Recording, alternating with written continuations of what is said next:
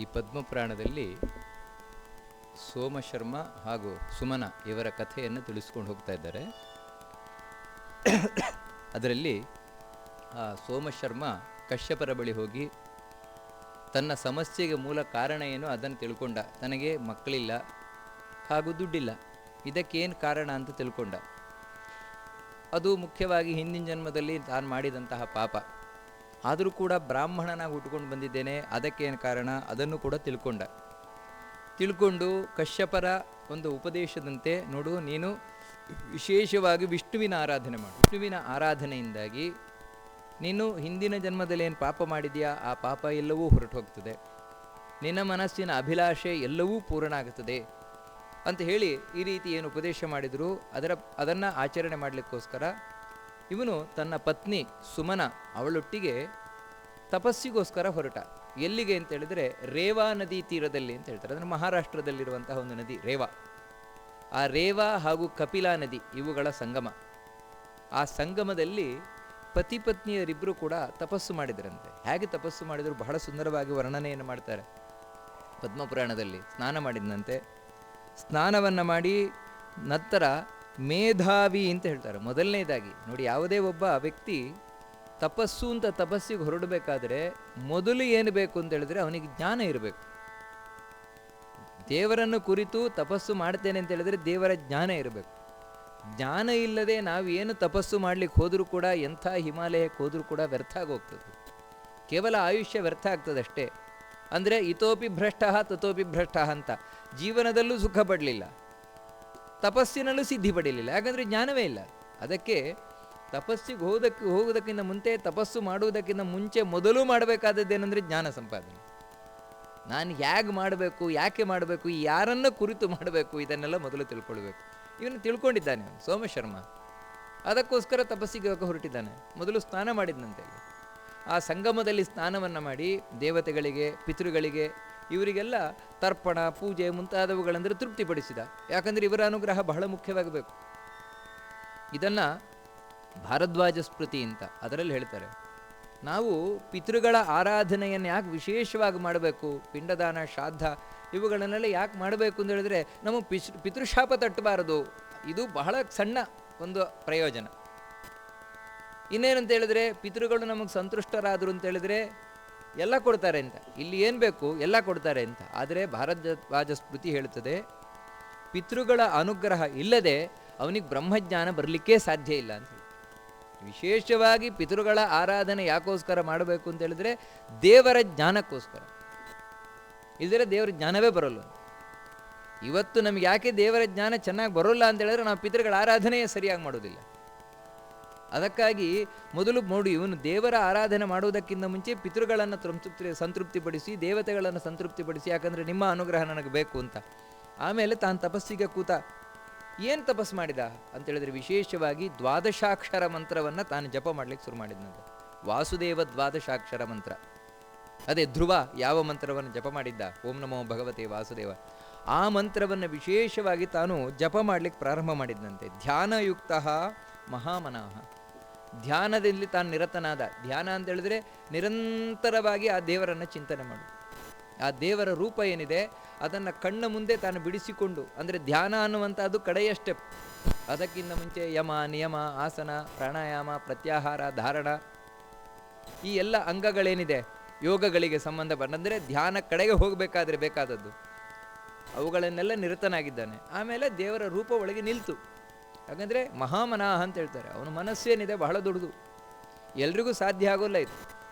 ಯಾರದ್ದು ಬಹಳ ಒಳ್ಳೆಯ ಮನಸ್ಸಿದೆ, ಶುದ್ಧವಾದ ಮನಸ್ಸಿದೆ, ಅವರಿಗೆ ಮಾತ್ರ ಧ್ಯಾನ ಸಾಧ್ಯ ಆಗ್ತದೆ.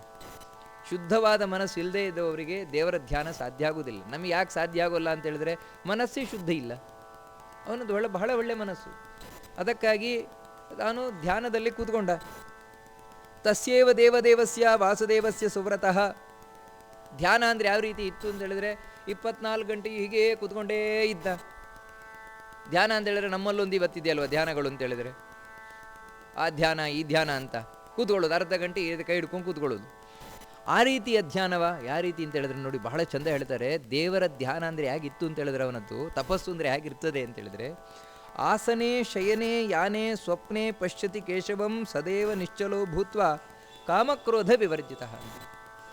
ದೇವರ ಧ್ಯಾನ ಅಂತ ಹೇಳಿದ್ರೆ ಬರೀ ಕಣ್ಣು ಮುಚ್ಕೊಂಡು ಧ್ಯಾನ ಮಾಡ್ತಾ ಇದ್ದ ಅಂತಲ್ಲ, ಹಾಗೆ ಮಾಡ್ತಾ ಕೂತಿದ್ದಾದರೆ ಉಳಿದ ಕೆಲಸ ಮಾಡಬೇಕಲ್ವ ಅಂತ ಹೇಳಿದರೆ ನಾವೇನು ಅಂದರೆ ಆ ರೀತಿ ಧ್ಯಾನ ಅಂತ ಮಾಡ್ತೇವೆ, ಎದ್ಮೇಲೆ ಮರೆತು ಬಿಡ್ತೇವೆ. ಹಾಗಲ್ಲ, ಕೂತಾಗ, ನಿಂತಾಗ, ಮಲಗಿದಾಗ, ಎದ್ದಾಗ ಪ್ರತಿ ಕ್ಷಣದಲ್ಲೂ ದೇವರಲ್ಲೇ ಮನಸ್ಸಿತ್ತಂತೆ ನೋಡಿ. ದೇವರನ್ನೇ ಚಿಂತನೆ ಮಾಡ್ತಾ ಇದ್ದಂತೆ, ಯಾವಾಗಲೂ ದೇವರು ದೇವರು ದೇವರು. ಅಷ್ಟು ಮಾತ್ರ ಅಲ್ಲ, ಸ್ವಪ್ನೇಚ, ರಾತ್ರಿ ಸ್ವಪ್ನ ಬಿದ್ದರೂ ಸ್ವಪ್ನದಲ್ಲೂ ದೇವರೇ ಬರ್ತಾ ಇದ್ದಂತೆ ಅವನಿಗೆ. ಸ್ವಪ್ನದಲ್ಲೂ ದೇವರೇ ಕಾಣಿಸ್ತಾ ಇದ್ದಂತೆ. ಆದರೆ ರಾತ್ರಿ ನಿದ್ರೆ ಮಾಡ್ತಾ ಇದ್ದ, ಯಾಕಂದರೆ ನಿದ್ರೆ ಅನ್ನೋದು ಸಹಜ ಮನುಷ್ಯನಿಗೆ.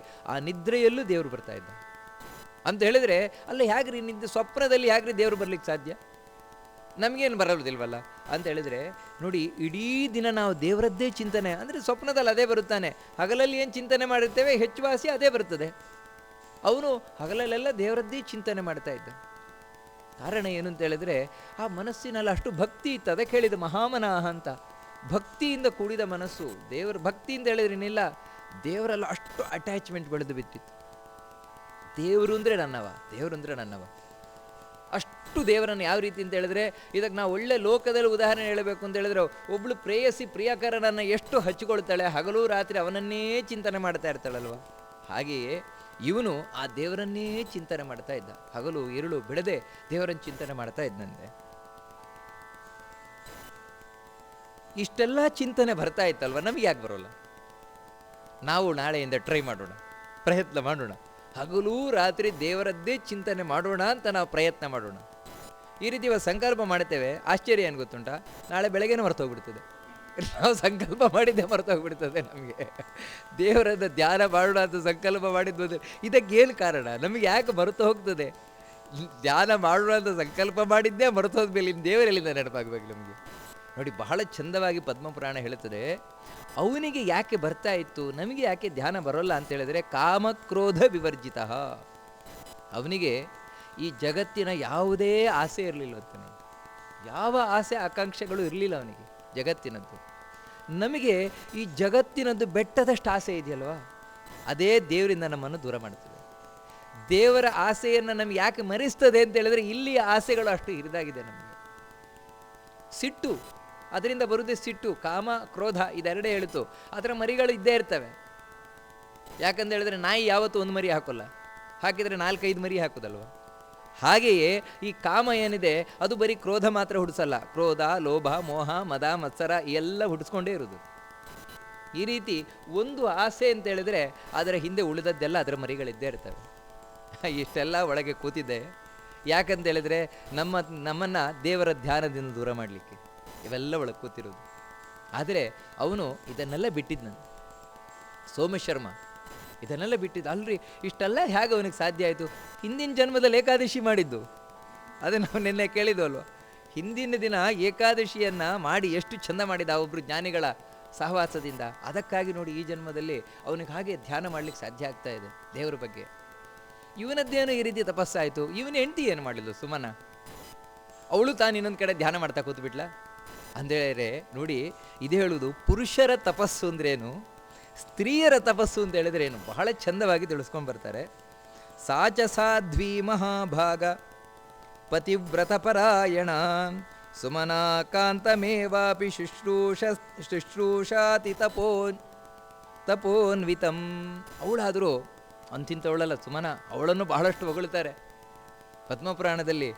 ಸಾಚ, ಸಾಧ್ವಿ, ನಿಜವಾಗ್ಲೂ ಕೂಡ ಸಾಧ್ವಿ ಅಂದರೆ ಸಾಧು ಗುಣಗಳಿಂದ ಕೂಡಿದವಳು. ಏನೇನು ಒಳ್ಳೆ ಗುಣಗಳಿದೆ ಅದೆಲ್ಲದರಿಂದ ಕೂಡಿದವಳು. ಒಬ್ಬಳು ಹೆಣ್ಣಿಗೆ ಏನು ಬೇಕೋ ಆ ಎಲ್ಲ ಅವಳಲ್ಲಿತ್ತು. ತಾಳ್ಮೆ, ಹೆಣ್ಣಿಗೆ ಮುಖ್ಯ ಬೇಕಾದದ್ದೇನೆಂದರೆ ತಾಳ್ಮೆ.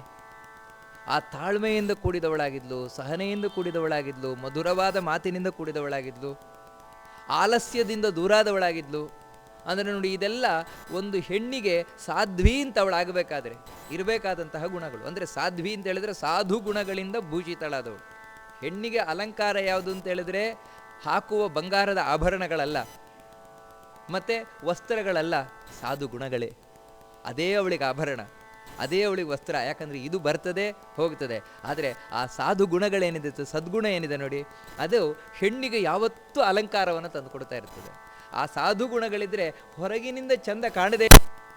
ಆದರೆ ಇಂಥ ಸಾಧು ಗುಣಗಳಿಲ್ಲದೆ ಇದ್ದರೆ ಹೊರಗಿನಿಂದ ಎಷ್ಟು ಚಂದ್ರ ಕಂಡ್ರು 2 ದಿನ ಮಾತ್ರ, ಮತ್ತೆ ಗೊತ್ತಾಗೋದು ಓ ಇದು ಒಳಗೆ ಬರೀ ಹುಳವೇ ಇರುವುದು ಅಂತ ಪ್ರಯೋಜನ. ಹಾಗೆ ನೋಡಿ, ಇವಳು ಸಾಧ್ವಿ, ಮಹಾಭಾಗ ಹೇಳ್ತಾಳೆ. ನಿಜವಾಗಿಯೂ ಕೂಡ ಮಹಾಭಾಗ್ಯಶಾಲಿನಿ, ಸೌಭಾಗ್ಯವತಿ ಇವಳು, ಭಾಗ್ಯವತಿ ಇವಳು. ಕಾರಣ ಏನು ಅಂತ ಹೇಳಿದ್ರೆ ದೇವರ ಬಗ್ಗೆ ಅಷ್ಟು ತಿಳ್ಕೊಂಡಿದ್ದಾಳೆ ಇವಳು. ಮಹಾ ಸೌಭಾಗ್ಯ. ಯಾಕಂದರೆ ದೇವರಿಗೋಸ್ಕರ ತಾನು ತೊಡಗಿದ್ದಾಳೆ ಅಂತ ಹೇಳಿದ್ರೆ ಎಂಥ ಸೌಭಾಗ್ಯವತಿ ಇರಲಿಕ್ಕಿಲ್ಲ ಅವಳು. ಮಹಾಭಾಗ್ಯವಂತೆ ಆಗಿರುವವಳು, ಮಹಾ ಗುಣಗಳಿಂದ ಕೂಡಿರುವಂಥವಳು, ಪತಿವ್ರತ ಪರಾಯಣ. ಆ ಪಾತಿವ್ರತ್ಯ ಎನ್ನುವಂತಹ ತಪಸ್ಸೇನಿದೆ, ಸ್ತ್ರೀಯರಿಗೆ ಇರುವ ಮುಖ್ಯವಾದ ತಪಸ್ಸು ಒಂದೇ ತಪಸ್ಸು, ಪಾತಿವ್ರತ್ಯ. ಅದರಲ್ಲಿ ತಾನು ಪರಾಯಣಲಾಗಿದ್ದಾಳೆ, ಅಂದರೆ ಅದರಲ್ಲೇ ತಾನು ಆಸಕ್ತಳಾಗಿದ್ದಾಳೆ. ಏನು ಆಸಕ್ತಳಾಗಿದ್ದಾಳೆ ಅಂದರೆ ಏನು ಮಾಡ್ತಾ ಇದ್ದಾಳೆ? ಪಾತಿವ್ರತ್ಯ ಪಾತಿವ್ರತ್ಯ ಅಂತ ಹೇಳಿದಾಗ ಕೂತಿದ್ದಾಳ, ಜಪ ಮಾಡ್ತಾ ಕೂತಿದ್ದಾಳ ಅದನ್ನು ಅಂತ ಹೇಳಿದರೆ ಇಲ್ಲ. ಅವಳು ಏನು ಮಾಡಿದ್ಲು ಅಂತ ಹೇಳಿದರೆ, ಯಾವ ಪತಿ ದೇವರನ್ನು ಕುರಿತು ತಪಸ್ಸು ಮಾಡ್ತಾ ಇದ್ದಾರಲ್ವ, ಆ ಪತಿಯನ್ನು ಇವಳು ಚೆನ್ನಾಗಿ ಶುಶ್ರೂಷೆ ಮಾಡ್ತಾ ಇದ್ದಾಳೆ, ಬಹಳ ಚೆನ್ನಾಗಿ. ಅಂದರೆ ಗಂಡನ ಧ್ಯಾನಕ್ಕೆ, ಗಂಡನ ತಪಸ್ಸಿಗೆ ಚೂರು ತೊಂದರೆ ಬರಬಾರ್ದು. ಆ ರೀತಿ ಯಾವ ಸಮಯಕ್ಕೆ ಏನೇನು ಬೇಕು ಅದನ್ನೆಲ್ಲ ಮಾಡಿಕೊಡ್ತಾ ಇದ್ದಾಳಂತೆ. ಯಾಕೋಸ್ಕರ ಅಂದರೆ ನನ್ನ ಗಂಡನಿಗೆ ಮಾಡ್ತಾ ಇದ್ದೇನಂತಲ್ಲ, ಮತ್ತು ಗಂಡನೊಳಗಿರುವ ದೇವರಿಗೆ ನಾನು ಕುರಿತು ಅಂದರೆ ಅವಳದ್ದು ಧ್ಯಾನ. ಯಾವ ಧ್ಯಾನ ಅಂತ ಹೇಳಿದ್ರೆ ಪತಿಯೊಳಗಿರುವ ದೇವರ ಧ್ಯಾನ. ದೇವರಿಗೆ ಪತಿಗೆ ಯಾವ ಧ್ಯಾನ ಅಂತ ಹೇಳಿದ್ರೆ ಆ ಭಗವಂತನ ಧ್ಯಾನ. ಅಂದರೆ ನೋಡಿ, ಇದು ಥ್ರೂ ಪಾಪರ್ ಚಾನಲ್ ಅಂತ ಹೇಳ್ತೇವಲ್ಲ, ಆ ರೀತಿ. ಈ ರೀತಿ ಇಬ್ಬರು ತಪಸ್ಸನ್ನು ಮಾಡ್ತಾ ಇದ್ದಾರಂತೆ. ಧ್ಯಾನಮಾನಸ್ಯ ತಸ್ಯಾಪಿ ವಿಘ್ನೈ ಸಂದರ್ಶಿತಂ ಭಯಂ. ಈ ರೀತಿ ಧ್ಯಾನ ಮಾಡ್ತಾ ಇದ್ದಾನೆ ಸೋಮಶರ್ಮ. ಧ್ಯಾನ ಮಾಡಬೇಕಾದ್ರೆ ಸಿಕ್ಕಾಪಟ್ಟೆ ವಿಘ್ನಗಳು ಬಂತು, ಸಿಕ್ಕಾಪಟ್ಟೆ ತೊಂದರೆಗಳು ಬಂತಂತೆ. ಯಾಕೆಂತ ಹೇಳಿದ್ರೆ, ನೀವು ಒಳ್ಳೇದು ಮಾಡ್ಲಿಕ್ಕೆ ಹೋದಾಗ, ಅದೂ ಕೂಡ ವಿಶೇಷವಾಗಿ ದೇವರ ಬಗ್ಗೆ ನೀವೇನಾದರೂ ಮಾಡ್ಲಿಕ್ಕೆ ಹೋದಾಗ ವಿಘ್ನ ಬರುವುದು ಸಹಜ. ಯಾಕಂದರೆ ವಾಪಸ್ ಹೋದರೆ ಹೋಗಲಿ ಅಂತ, ಇವನು ಇಲ್ಲಿಂದ ವಾಪಸ್ ಹೋದರೆ ಹೋಗಲಿ ಅಂತ ಹೇಳಿ ಬಹಳಷ್ಟು ವಿಘ್ನಗಳು ಬರ್ತದೆ. ಇವನಿಗೂ ವಿಘ್ನಗಳು ಬಂತಂತೆ. ಎಂಥೆಂಥ ವಿಘ್ನಗಳು ಬಂತು ಬಹಳ ಸುಂದರವಾಗಿ ಹೇಳ್ತಾರೆ. ಸರ್ಪ ವಿಶೋಲ್ಬಣ ಕೃಷ್ಣಾ ತತ್ರ ಯಾಂತಿ ಮಹಾತ್ಮನಃ ಪಾರ್ಶ್ವೇ ತೇ ತಪ್ಯಮಾನಸ್ಯ ತಸ್ಯ ತೇ ಸೋಮಶರ್ಮಣಃ ಸಿಂಹವ್ಯಾಘ್ರಗಜ ದುಷ್ಟ ಭಯಮೇವಂ ಪ್ರಚಕ್ರಿರೇ. ಇವನು ಎಲ್ಲಿ ತಪಸ್ಸು ಮಾಡ್ತಾ ಇದ್ದಾನೆ, ಹತ್ತಿರಕ್ಕೆ ಭಯಂಕರವಾದ ಸರ್ಪಗಳು ಬಂತಂತೆ. ಭಯಂಕರವಾದ ಸರ್ಪಗಳು, ಯಾವ ಸರ್ಪಗಳನ್ನು ನೋಡಿದ್ರೇ ಭಯ ಉಂಟಾಗ್ತದೋ ಅಂತಹ ಸರ್ಪಗಳು ಬಂದು ಇವನು ಮುಂದೆನೇ ನಿಂತು ತಾವು ಬುಸುಗುಟ್ಟಿದ್ವಂತೆ. ಇವನ ಹತ್ತಿರ ಬಂದುವಂತೆ, ಇವನಿಗೆ ಸುತ್ತ ಹಾಕೊಂಡುವಂತೆ. ನಮ್ಗೆ ಕೇಳಿ ಹೆದರಿಕೆ ಆಗ್ತದೆ.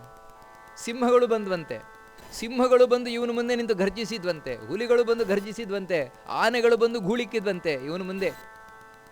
ಏನು ಮಾಡ್ತಾನೋ ನೋಡೋಣ ಅಂತ. ಈ ಎಲ್ಲ ಸಂದರ್ಭದಲ್ಲಿ ಇವನು ಏನು ಮಾಡಿದ? ಭಯ ಆಯ್ತಂತೆ. ಸೋಮಶರ್ಮನಿಗೆ ಭಯ ಆಯ್ತಂತೆ. ನೋಡಿ, ಇದೆಲ್ಲ ಆದಾಗ ಭಯ ಆಯ್ತಂತೆ. ಹೌದು, ಭಯ ಆದ್ಕೊಳ್ಳೆ ಓಡಿ ಹೋದ್ದ? ಇಲ್ಲ, ಓಡಿ ಹೋಗಲಿಲ್ಲ. ನೋಡಿ, ಅದು ಬಹಳ ಮುಖ್ಯ ಬೇಕಾದದ್ದು. ಯಾವತ್ತೂ ಒಬ್ಬ ವ್ಯಕ್ತಿ ಏನನ್ನಾದರೂ ತಪಸ್ಸನ್ನು ಮಾಡಬೇಕಾದ್ರೆ ಮುಖ್ಯ ಬೇಕಾದದ್ದೇನು ಅಂತ ಹೇಳಿದ್ರೆ ಗಟ್ಟಿಯಾದ ನಿಲುವು.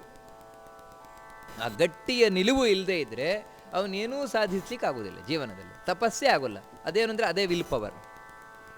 ನಾನು ಏನನ್ನಾದರೂ ಸಾಧಿಸ್ತೇನೆ ಜೀವನದಲ್ಲಿ ಅಂತ ಹೇಳಿದ್ರೆ ಅದಕ್ಕೆ ಮುಖ್ಯವಾಗಿ ಏನು ಬೇಕು ಅಂದರೆ ವಿಲ್ ಪವರ್, ದಾರ್ಢ್ಯ ಬೇಕು, ದೃಢತೆ ಬೇಕು ಮನಸ್ಸು. ಅದು ಹೇಗೆ ಬರ್ತದೆ? ಬಹಳ ಸುಂದರವಾಗಿ ವರ್ಣನೆ ಮಾಡ್ತಾರೆ ನೋಡಿ. ಅದಕ್ಕೆ ಈ ಕತೆ ಬಹಳ ಚಂದವಾಗಿರುವಂಥದ್ದು. ಸೋಮಶರ್ಮ ಒಳಗಿನಿಂದ ದೇವರನ್ನು ಚಿಂತನೆ ಮಾಡಿದಂತೆ. ಚಿಂತನೆ ಮಾಡಿ ನಾನಾವಿಧ ಮಹಾಭೀಮ ವಿಷ್ಣು ಧ್ಯಾನ ಸಧರ್ಮಾತ್ಮ ನಚಾಲ ಮಹಾಮತಿ ಮಹಾವಿಘ್ನೈ ಸುಸಂರೂಢೈ ಚಾಲಿತೋ ಮುನಿಪುಂಗವ. ವಾಸ್ತವಿಕವಾಗಿ ಒಳಗೆ ಭಯ ಆದರೂ ಕೂಡ ಸ್ವಲ್ಪವೂ ಅಲಗಾಡಲಿಲ್ಲ. ಭಯ ಆಯಿತು, ಆದರೆ ಅದು ಇವನ ಮನಸ್ಸಿನ ಮೇಲೆ ಯಾವುದೇ ದುಷ್ಪರಿಣಾಮವನ್ನು ಉಂಟು ಮಾಡಲಿಲ್ಲ. ನೋಡಿ, ಅದು ಬಹಳ ಮುಖ್ಯವಾಗಿ ನಾವು ತಿಳ್ಕೊಳ್ಬೇಕಾದ್ರು. ಭಯ ಆಯಿತು, ಆದರೆ ಇವನ ಮೇಲೆ ಯಾವ ಪರಿಣಾಮವನ್ನು ಉಂಟು ಮಾಡಲಿಕ್ಕಾಗಲಿಲ್ಲ. ಅದಕ್ಕೆ ಕಾರಣ ಏನಂತ ಹೇಳಿದ್ರೆ, ಆ ಸಂದರ್ಭದಲ್ಲಿಯೂ ದೇವರನ್ನು ಧ್ಯಾನ ಮಾಡ್ತಾ ಇದ್ದಾನೆ, ದೇವರನ್ನು ಚಿಂತನೆ ಮಾಡ್ತಾ ಇದ್ದಾನೆ. ಅಂದರೆ ದೇವರ ಚಿಂತನೆ ಅನ್ನುವಂಥದ್ದೇನಿದೆ ಅದು ನಮ್ಗೆ ಯಾಕೋಸ್ಕರ ಬೇಕು ಅಂತ ಹೇಳಿದ್ರೆ ಒಳಗೆ ಧೈರ್ಯವನ್ನು ತಂದುಕೊಳ್ಳಿ. ಇನ್ನೊಂದು ಏನಂತ ಹೇಳಿದ್ರೆ, ಒಳಗೆ ಇವನಿಗೆ ದೇವರ ಚಿಂತನೆ ಇದೆ ಅಂತ ಯಾವಾಗ ಗೊತ್ತಾಗುತ್ತೆ ಅಂದರೆ ಧೈರ್ಯ ಇದ್ದಾಗ. ಆ ಧೈರ್ಯದಿಂದಾಗಿ ತಾನು ನಿಂತಿದ್ದಾನಂತೆ. ಒಳಗೆ ಏವಂ ನ ಚಲತೆ ಧ್ಯಾನ ಸೋಮಶರ್ಮ ದ್ವಿಜೋತ್ತಮ ಝಂಝಾವಾತೈಶ್ಚ ಶೀತೈನ ಮಹಾವೃಷ್ಟ್ಯ ಸುಪೀಡಿತ. ಇಷ್ಟಾಗಬೇಕಾದ್ರೆ ಭೂತ ಪ್ರೇತಗಳು ಬರ್ಲಿಕ್ಕೆ ಶುರು ಮಾಡಿದ್ವು. ಭೂತ ಪ್ರೇತ ಪಿಶಾಚಿ. ಯಾಕಂತ ಹೇಳಿದ್ರೆ ಕಾಡು ಅಂತ ಹೇಳಿದ್ರೆ ಇವೆಲ್ಲ ಇದ್ದದ್ದೇ, ಭಯಂಕರವಾದ ದಟ್ಟ ಕಾಡು ಅಂತ ಹೇಳಿದ್ರೆ. ಯಾಕಂದರೆ ತಪಸ್ಸಿಗೆ ಯಾವತ್ತೂ ಆಯ್ದುಕೊಳ್ಳುವಂಥದ್ದು ಇಂಥ ಅರಣ್ಯ ಪ್ರದೇಶಗಳು. ಕಾರಣ ಏನಂತ ಹೇಳಿದ್ರೆ ಅಲ್ಲಿ ತಪಸ್ಸಿಗೆ ಬೇಕಾದಂತಹ ಪ್ರಶಾಂತವಾದ ವಾತಾವರಣಗಳಿರ್ತದೆ, ಶುದ್ಧ ವಾತಾವರಣ ಇರ್ತದೆ. ಅಲ್ಲಿ ಬೇರೆ ಯಾವುದೇ ಕೆಟ್ಟ ವೈಬ್ರೇಷನ್ಗಳಿರೋಲ್ಲ. ಇಲ್ಲದೇ ಇದ್ದರೆ ಮೊಬೈಲ್ ಟವರ್ಗಳು ಅದು ಇದು ಅಂದರೆ ನೋಡಿ, ಇದರ ವೈಬ್ರೇಷನ್ಗಳು ಕೂಡ ಮನುಷ್ಯನಿಗೆ ಧ್ಯಾನ ಮಾಡಲಿಕ್ಕೆ ಭಂಗವನ್ನು ಉಂಟು ಮಾಡುತ್ತದೆ. ಆದರೆ ನೋಡಿ, ನೀವು ಕಾಡಿಗೆ ಹೋದರೆ ನೆಟ್ವರ್ಕೇ ಸಿಗೋಲ್ಲ.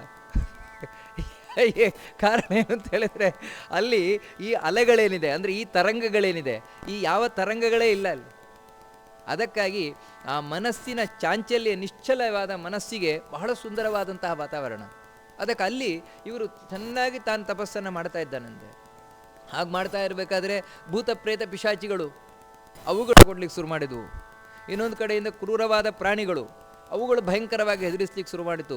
ಇಷ್ಟು ಸಾಕಾಗಲಿಲ್ಲ ಅಂತ ಹೇಳಿ ಇದ್ದಕ್ಕಿದ್ದ ಹಾಗೇನೆ ಚಳಿಗಾಳಿ, ಥಂಡಿ ಗಾಳಿ ಬೀಸ್ಲಿಕ್ಕೆ ಶುರುವಾಯಿತು. ಸಿಕ್ಕಾಪಟ್ಟೆ ಶೀತಳವಾದ ಗಾಳಿ, ಗಡ ಗಡ ಗಡ ಗಡ ಗಡ ಗಡ ಮೈ ನಗಡುತ್ತೆ. ಜೋರು ಮಳೆ ಬರಲಿಕ್ಕೆ ಶುರುವಾಯಿತು. ಸಿಕ್ಕಾಪಟ್ಟೆ ಬಿಸಿಲು ಗಾಳಿ ಮಳೆ ಇವುಗಳೆಲ್ಲ ಆಗಲಿಕ್ಕೆ ಶುರುವಾಯಿತು.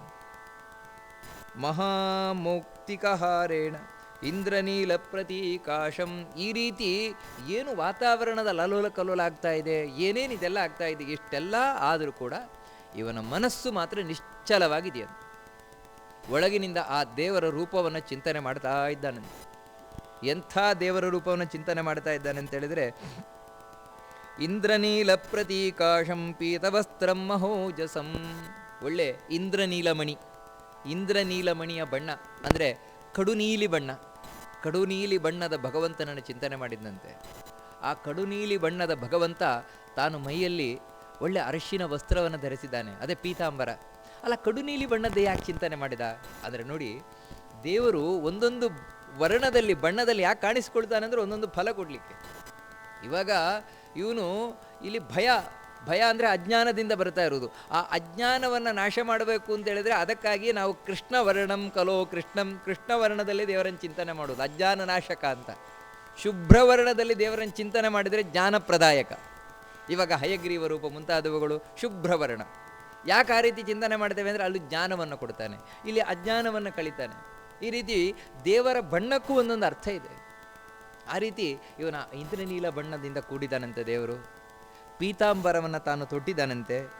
ಶಂಖಚಕ್ರಧರಂ, ಶಂಖಚಕ್ರಗಳನ್ನು ಗದಾ ಪದ್ಮ ಅವುಗಳನ್ನು ಧರಿಸಿದ್ದಾನಂತೆ.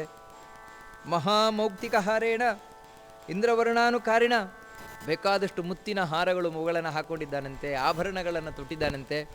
ಅಂಥ ಭಗವಂತನನ್ನು ಚಿಂತನೆ ಮಾಡ್ತಾ ಒಳಗಿನಿಂದಲೇ ದೇವರ ಹತ್ರ ಮಾತಾಡ್ತಾನೆ. ಏನಂತ ಹೇಳಿದ್ರೆ, ಹೇ ದೇವರೇ, ಇಷ್ಟೆಲ್ಲ ತೊಂದರೆಗಳು ಬರ್ತಾ ಇದೆಯಲ್ವ, ಏನು ತೊಂದರೆ ಬಂದರೂ ಕೂಡ ನಾನು ಹಾಗೇ ನಿಂತಿದ್ದೇನೆ, ಗಟ್ಟಿ ನಿಂತಿದ್ದೇನೆ. ಕಾರಣ ಏನು ಗೊತ್ತುಂಟ? ಹೊರಗಿನಿಂದ ಏನೇ ಮಳೆ ಬರಲಿ, ಏನೇ ಆಗಲಿ, ಮನೆ ಒಳಗೆ ಕೂತಿದ್ದು ಅಂದರೆ ಭಯ ಉಂಟಾ? ಭಯ ಇಲ್ವಲ್ಲ. ಎಷ್ಟು ಬೇಕಾದರೂ ಗಾಳಿ ಬರಲಿ, ಎಷ್ಟು ಬೇಕಾದರೂ ಮಳೆ ಬರಲಿ. ಗಾಳಿ ಬಂತು ಅಂದರೆ ಕಿಟಕಿ ಹಾಕ್ಕೊಂಡ್ರೆ ಸರಿ, ಮಳೆ ಬಂತು ಅಂದರೆ ಬಾಗಿಲು ಹಾಕ್ಕೊಂಡ್ರೆ ಸರಿ, ಒಳಗೆ ಬೆಚ್ಚಗಿರ್ತೇವೆ. ಹಾಗೆ ನಾನು ನಿನ್ನನ್ನು ಶರಣು ಹೊಂದಿದ್ದೇನೆ. ತ್ವಮೇವ ಶರಣಂ ಕೃಷ್ಣ ಶರಣಾಗತ ವತ್ಸಲ. ಶರಣು ಹೊಂದಿದ್ದೇನೆ ಅಂದರೆ ಅರ್ಥ ಒಂದು ಗೊತ್ತುಂಟ? ಶರಣಂ ಅಂತ ಹೇಳಿದ್ರೆ ಮನೆ ಅಂತ, ಆಶ್ರಯ ಮನೆ. ದೇವರೇ, ನೀನೇ ನನಗೆ ಮನೆ, ನಿನ್ನ ರಕ್ಷಣೆಯಲ್ಲಿ ನಾನಿದ್ದೇನೆ, ಅದರಿಂದಾಗಿ ನಾನು ನಿಶ್ಚಿಂತೆಯಿಂದಿದ್ದೇನೆ. ನೋಡಿ, ಯಾವತ್ತು ಮನೆಯೂ ನಮಗೆ ಯಾವಾಗ ನಿಶ್ಚಿಂತೆಯನ್ನು ತಂದು ಕೊಡ್ತದೆ ಗೊತ್ತುಂಟ? ಹೊರಗಿನಿಂದ ಮಳೆ ಬರ್ತಾ ಇದೆ, ಜೋಳು ಗಾಳಿ ಬೀಸ್ತಾ ಇದೆ, ನಾವು ಮನೆ ಒಳಗೆ ಆರಾಮಾಗಿ ಟಿ ವಿ ಹಾಕೊಂಡು ನೋಡ್ತಾ ಇದ್ದೇವೆ. ನಮಗೇನು ಭಯವೇ ಇಲ್ಲ. ಯಾಕಂತ ಹೇಳಿದ್ರೆ ಮನೆ ಗಟ್ಟಿ ಮುಟ್ಟಾಗಿದೆ. ಅದರಿಂದಾಗಿ ಏನು ಮಳೆ ಬಂದರೂ, ಏನು ಗಾಳಿ ಬಂದರೂ ಏನಾಗೋಲ್ಲ ಅಂತೇಳಿದರೆ ಮನೆಯ ಮೇಲೆ ನಮಗೆ ಸಂಪೂರ್ಣ ನಂಬಿಕೆ ಇದ್ದಾಗ ಹೊರಗಿನಿಂದ ಏನು ಗಾಳಿ ಮಳೆ ಬರ್ತಾ ಇದ್ದರೂ ಕೂಡ ನಮಗೇನು ಭಯ ಆಗೋಲ್ಲ, ನಿಶ್ಚಿಂತೆಯಿಂದಿರ್ತೇವೆ. ಅದೇ ಒಂದು ಗಾಳಿ ಬಂತು ಅಂದರೆ ಎಲ್ಲಿ ಗೋಡೆ ಬಿದ್ದು ಹೋಗ್ತದೆ ಅಂತ ಭಯ ಇರ್ತದೆ ಅಂತ ತಿಳ್ಕೊಳ್ಳಿ. ಆ ರೀತಿ ಇದ್ದಾಗ ಹೊರಗಿನಿಂದ ಮಳೆ ಬಂತು ಅಂತ ಹೇಳಿದ್ಕೊಳ್ಳೆ ಈ ಕಡೆ ಯಾವಾಗ ಗೋಡೆ ಬಿಡ್ತದೋ ಗೊತ್ತಿಲ್ಲ, ಯಾವಾಗ ಮಾಡು ಬೀಳ್ತದೋ ಗೊತ್ತಿಲ್ಲ. ಆ ಭಯದಲ್ಲಿ ಇವನಿಗೆ ಮಳೆ ಮುಗಿಯುವ ತನಕ ನಿದ್ರೆ ಬರೋಲ್ಲ. ಅಂದರೆ ನೋಡಿ, ಮನೆಯೂ ಕೂಡ ಇವನಿಗೆ ರಕ್ಷಣೆ ಒದಗಿಸಲ್ಲ. ಯಾವಾಗಾದರೆ ಆ ಮನೆ ಮೇಲೆ ಇವನಿಗೆ ನಂಬಿಕೆ ಇಲ್ಲ. ಆ ಮನೆ ಮೇಲೆ ನಂಬಿಕೆ ಇಲ್ಲದೇ ಇದ್ದಾಗ ಇವನಿಗೆ ಆ ಮನೆ ರಕ್ಷಣೆಯನ್ನು ತಂದುಕೊಡುವುದಿಲ್ಲ, ಇವನಿಗೆ ಭಯವನ್ನು ನಿವಾರಣೆ ಮಾಡೋದಿಲ್ಲ. ಹಾಗೆಯೇ ನೋಡಿ, ಯಾವಾಗ ನಮಗೆ ದೇವರ ಮೇಲೆ ನಂಬಿಕೆ ಇರ್ತದೆ, ಆ ನಂಬಿಕೆ ಇದ್ದಾಗ ನಾವು ಗಟ್ಟಿಮುಟ್ಟಾದ ಮನೆಯಲ್ಲಿ ಕೂತಾಗ ಆರಾಮಾಗಿರ್ತೇವೆ. ಯಾವಾಗ ದೇವರ ಮೇಲೆ ನಂಬಿಕೆ ಇರೋಲ್ಲ ಆಗಲೇ ಭಯ ಉಂಟಾಗೋದು. ಇವನಿಗೆ ನೋಡಿ, ದೇವರ ಮೇಲೆ ಸಂಪೂರ್ಣ ನಂಬಿಕೆ. ರಕ್ಷತಿ ಇತ್ಯೇವ ವಿಶ್ವಾಸ, ದೇವ್ರ ರಕ್ಷಣೆ ಮಾಡೇ ಮಾಡ್ತಾನೆ, ಕೈ ಬಿಡುವುದೇ ಇಲ್ಲ ದೇವರು ನನ್ನನ್ನು. ಈ ರೀತಿ ಶರಣು ಹೊಂದಿದ್ದೇನೆ ನೀನು. ಯಾಕಂದರೆ ದೇವರಿಗೆ ಯಾಕೆ ಶರಣು ಹೊಂದಬೇಕ್ರಿ? ಏನು ಶರಣು ಹೊಂದಿದ ಕೂಡಲೇ ದೇವರನ್ನು ರಕ್ಷಣೆ ಮಾಡ್ತಾನ? ಎಷ್ಟು ಚಂದ ಹೇಳ್ತಾರೆ ಅಂದರೆ, ಹೇ ಶರಣಾಗತ ವತ್ಸಲ. ಯಾರು ಶರಣು ಅಂತ ಬರ್ತಾರೆ, ದೇವರೇ ನೀನೇ ನನ್ನನ್ನು ರಕ್ಷಣೆ ಮಾಡಬೇಕು ಅಂತ ಯಾರು ಓಡಿ ಬರ್ತಾರೆ, ಅಂಥವರನ್ನು ದೇವರು ಹೇಗೆ ಸ್ವೀಕಾರ ಮಾಡ್ತಾನೆ ಅಂತ ಹೇಳಿದ್ರೆ, ವತ್ಸಲ ಅಂತ ಅದಕ್ಕೆ ಹೇಳು. ಕರು ಓಡಿ ಬಂದಾಗ ಆ ಹಸು ತನ್ನ ಪುಟ್ಟ ಕರುವನ್ನು ಹೇಗೆ ಪ್ರೀತಿಯಿಂದ ತಾನು ಸ್ವೀಕರಿಸ್ತದೆ, ಅದಕ್ಕೆ ಹಾಲು ಕೊಡ್ತದೆ, ಅದರ ಮೈಯನ್ನು ನೆಕ್ತದೆ, ಆ ರೀತಿ ದೇವರು ಸ್ವೀಕಾರ ಮಾಡ್ತಾನೆ. ಆ ರೀತಿ ತಾನು ಕರ್ಕೊಳ್ತಾನಂತೆ, ಆ ರೀತಿ ನಮ್ಮನ್ನು ರಕ್ಷಣೆ ಮಾಡ್ತಾನಂತೆ. ಅದಕ್ಕೆ ಅವನಿಗೆ ಶರಣಾಗತ ವತ್ಸಲ ಅಂತ ಹೆಸರು. ಅಂತಹ ಶರಣಾಗತ ವತ್ಸಲನೇ, ನಿನಗೆ ನಾನು ಶರಣು ಹೊಂದಿದ್ದೇನೆ ಅಂದರೆ ನಿನ್ನನ್ನು ಆಶ್ರಯಿಸಿದ್ದೇನೆ, ನೀನು ನನ್ನನ್ನು ಯಾವತ್ತೂ ಬಿಡೋಲ್ಲ ಅಂತ ನಂಬಿದ್ದೇನೆ. ನಮೋಸ್ತು ದೇವದೇವಾಯ ಕಿಮ್ಮೇ ಭಯಂ ಕರಿಷ್ಯತಿ. ಹೇ ಎಲ್ಲ ದೇವತೆಗಳ ದೇವತೆ ದೇವರೇ, ನಿನಗೆ ನಮಸ್ಕಾರ, ನಮಸ್ಕಾರ ಮಾಡಿಬಿಟ್ಟಿದ್ದೇನೆ, ನಿನಗೆ ಶರಣಾಗಿಬಿಟ್ಟಿದ್ದೇನೆ. ಒಳಗೆ ಭಯ ಆಗ್ತಾ ಇದೆಯಲ್ವಾ? ಈ ಭಯ ನನಗೇನು ಮಾಡ್ತದೆ ನೋಡಿ. ಇದು ನಮಗೇನು ಅಂತ ಹೇಳಿದ್ರೆ, ಭಯ ಬಂತು ಅಂತ ಹೇಳಿದ್ಕೊಳ್ಳೆ ಹೋಗ್ಲಿಂದ ಹಾಗಾಗ್ಬಿಡ್ತದೆ, ಹೀಗಾಗ್ಬಿಡ್ತದೆ ಅಂತ ನಮಗೆ. ಅವನಿಗೆ ಆ ಭಯದ ಬಗ್ಗೆನೇ ಚಾಲೆಂಜ್. ಈ ಭಯ ನನಗೇನು ಮಾಡ್ತದೆ ನೋಡೋಣ. ಯಾಕಂದರೆ ನಾನು ದೇವರನ್ನು ಆಶ್ರಯಿಸಿದ್ದೇನೆ, ಈ ಭಯ ನನಗೇನು ಮಾಡ್ತದೆ? ಈ ರೀತಿ ಅಂದರೆ ನೋಡಿ, ಇದು ಸೆಲ್ಫ್ ಕಾನ್ಫಿಡೆನ್ಸ್.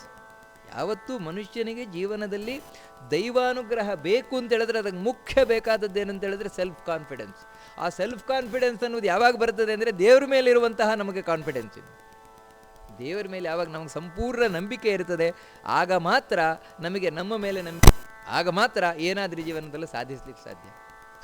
ಆ ರೀತಿ ದೇವರಿಗೆ ಶರಣ ಹೊಂದಿದ್ದೇನೆ ಅಂತ ಹೇಳ್ತಾ, ಯಸ್ಯೋದರಂ ತ್ರಯೋ ಲೋಕಾಃ ಸಪ್ತಚಾನ್ಯೇ ಮಹಾತ್ಮನಃ ಶರಣಂ ತಂ ಪ್ರಪನ್ನೋಸ್ಮಿ ಕಾಸ್ತೆ ಭಯಂ ಮಮೈವಹಿ. ನನಗೆ ಭಯವೇ ಇಲ್ಲಪ್ಪ. ಯಾಕೆಂದರೆ ಭಯ ಎಲ್ಲಿ ಬರಬೇಕು? ಅಮ್ಮನ ಹೊಟ್ಟೆಗೊಳಗಿರುವಂತಹ ಮಗುವಿಗೆ ಏನಾದರೂ ಹೊರಗಿನಿಂದ ಹುಲಿ ಕೂಗಿದರೆ ಭಯ ಆಗ್ತದ? ಆಗುವುದೇ ಇಲ್ಲ. ಯಾಕಂದರೆ ಅಮ್ಮನ ಹೊಟ್ಟೆ ಒಳಗೆ ಬೆಚ್ಚಗಿದೆ, ಚೆನ್ನಾಗಿದೆ, ಅದರಿಂದಾಗಿ ಅದಕ್ಕೆ ಭಯವೇ ಇಲ್ಲ. ಹಾಗೆಯೇ ನಾನು ನಿನ್ನ ಹೊಟ್ಟೆ ಒಳಗಿರಬಹುದು. ಯಾಕಂತ ಹೇಳಿದ್ರೆ 3 ಲೋಕವೇ ದೇವರ ಹೊಟ್ಟೆ ಒಳಗಿರೋದಲ್ವ. 3 ಲೋಕವೇ ದೇವರ ಹೊಟ್ಟೆ ಒಳಗಿದೆ ಅಂತ ಹೇಳಿದ್ರೆ ನಾನು ನಿನ್ನ ಹೊಟ್ಟೆ ಒಳಗಿದ್ದೇನೆ, ನಿನ್ನ ಹೊಟ್ಟೆ ಒಳಗಿರುವ ಕೂಸು ನಾನು. ಯಾವ ರೀತಿ ಅಮ್ಮ ಆ ಮಗುವನ್ನು ರಕ್ಷಣೆ ಮಾಡ್ತಾಳೆ, ಹಾಗೆ ನೀನು ನನ್ನನ್ನು ರಕ್ಷಣೆ ಮಾಡೇ ಮಾಡ್ತೀಯ. ಇನ್ಯಾಕೆ ನನಗೆ ಭಯ? ಈ ಭಯ ನನಗೆ ಅಂದರೆ ನೋಡಿ, ಇದು ದೇವರ ಬಗ್ಗೆ ನಮಗೆ ಇಂತಹ ನಂಬಿಕೆ ಬೇಕು. ಈ ನಂಬಿಕೆ ಇಲ್ಲದೆ ಇದ್ದರೆ ಯಾವ ದೇವರು ನಮ್ಮನ್ನು ರಕ್ಷಣೆ ಮಾಡಲಿಕ್ಕೆ ಬರೋಲ್ಲ. ಈ ನಂಬಿಕೆ ಬೇಕು. ನನ್ನ ದೇವರ ಒಳಗೆ ನಾನಿದ್ದೇನೆ, ನನಗೆ ಯಾರೇನು ಮಾಡ್ಲಿಕ್ಕೆ ಸಾಧ್ಯ ಇಲ್ಲ.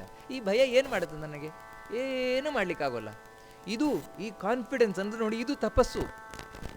ಈ ಪಾಸಿಟಿವ್ ಥಿಂಕಿಂಗ್ ಏನಿದೆ ನೋಡಿ, ಅದು ಮುಖ್ಯವಾಗಿ ಬೇಕಾಗಿರುವಂಥದ್ದು ಜೀವನದಲ್ಲಿ. ಅದೇ ದೊಡ್ಡ ತಪಸ್ಸಾಗುವಂಥದ್ದು. ಇನ್ನು ಹೇಳ್ತಾನೆ, ಪಾತಕಾನಾಂಚ ಸರ್ವೇಷಾಂ ದಾನವಾನಾಂ ಮಹಾಭಯಂ ರಕ್ಷಕೋ ವಿಷ್ಣು ಭಕ್ತಾನಾಂ ತಪಸ್ವಿ ಶರಣಂಗತಃ. ಅಲ್ಲ, ನನಗೇನು ಭಯ ಇಲ್ಲಪ್ಪ. ಯಾಕೆ ಭಯ ಪಡಬೇಕು? ನಾನು ದೇವರನ್ನು ಆಶ್ರಯಿಸಿದ ಮೇಲೆ ಯಾಕೆ ಭಯ ಪಡಬೇಕು? ಭಯ ಅಂತ ಹೇಳುವುದು ಯಾರು ಪಡಬೇಕು ಗೊತ್ತುಂಟ? ನಿಜವಾಗಲೂ ಕೂಡ ಭಯ ಅನ್ನುವಂಥದ್ದು ತಪ್ಪು ಮಾಡಿದವರು. ಯಾರು ತಪ್ಪು ಮಾಡ್ತಾರೆ, ಯಾರು ಪಾಪ ಮಾಡ್ತಾರೆ, ಆ ಪಾಪ ಮಾಡಿದವರು ಹೆದರಬೇಕು. ಪಾತಕಾನಂತೂ ಸರ್ವೇಷಾಂ, ತಪ್ಪು ಮಾಡಿದ ಪಾಪ ಮಾಡಿದ ಎಲ್ಲರೂ ಹೆದರಬೇಕು. ಅದೇ ರೀತಿ ಯಾರು ದುಷ್ಟರಿದ್ದಾರೆ, ಯಾರು ದೈತ್ಯರಿದ್ದಾರೆ, ಅವರೆಲ್ಲರಿಗೂ ಮಹಾಭಯ.